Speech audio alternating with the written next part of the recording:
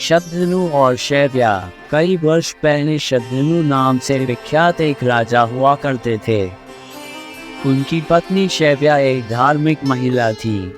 वे मिलकर भागीरथी नदी के तट पर विष्णु की प्रार्थना करते थे।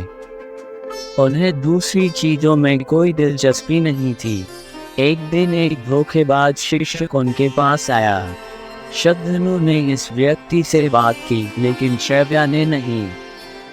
कुछ साल बाद शतधनु की मृत्यु हो गई और शैव्या भी उसके साथ चिता पर मर गई। क्योंकि उसने झूठे शिक्षक से बात की थी, इसलिए शतधनु अपने अगले जन्म में एक कुत्ते के रूप में पैदा हुआ था। शैव्या का जन्म काशी के राजा की ज्योतिष्मार पुत्री के रूप में हुआ था।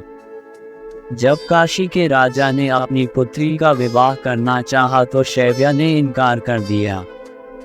उसे पता चला था कि उसका पति एक कुत्ते के रूप में पैदा हुआ था और विषेशा में रह रहा था, इसलिए वह वहां गई और कुत्ते से मिली।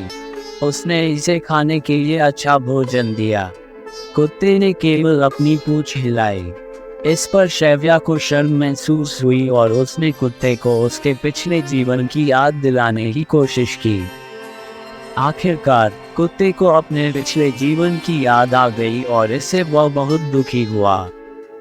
इसने शहर छोड़ दिया और एक पर्वत शिखर पर चढ़ गया।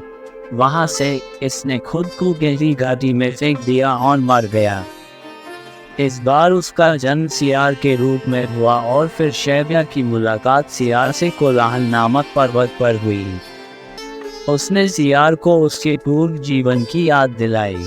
इसके पश्चात सियार जंगल में मर गया और भेड़िए के रूप में पैदा हुआ। शैव्या ने भेड़िए से मुलाकात की और उसे अपने पिछले जीवन की याद दिलाई। जब भेड़िया मर गया तो उसका जन्म गिद्ध के रूप में हुआ। शैव्या इससे मिलने गई। इस बार गिद्ध की मृत्यु के बाद शतधनु का जन्म कौवे के रूप में हुआ।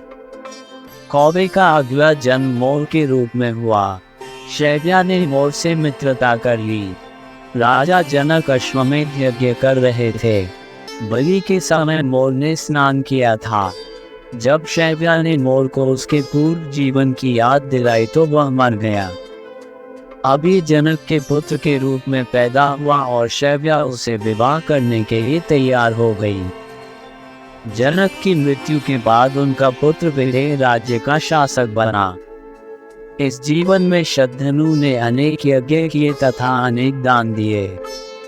उसकी कई बेटे थे और उसने राज्य और पृथ्वी पर अच्छा शासन किया। जब उनकी मृत्यु हो गई तो शैव्या ने फिर से उनके साथ चिता पर दम तोड़ दिया। पति और पत्नी स्वर्ग चले गए। ये कहानी उन धोखेबाज लोगों से बात करने की बुराइयों को दर्शाती है जिन्होंने वेदों को त्याग दिया है। ऐसे लोगों के साथ घुलने मिलने पर व्यक्ति सीधे नरक में जाता है। ये विष्णु पुराण के 3रे खंड का अंत है। धन्यवाद। आप देख रहे थे गॉड ब्लेस टीवी हिंदी। हमारे साथ जुड़ने के लिए सब्सक्राइब अवश्य करें।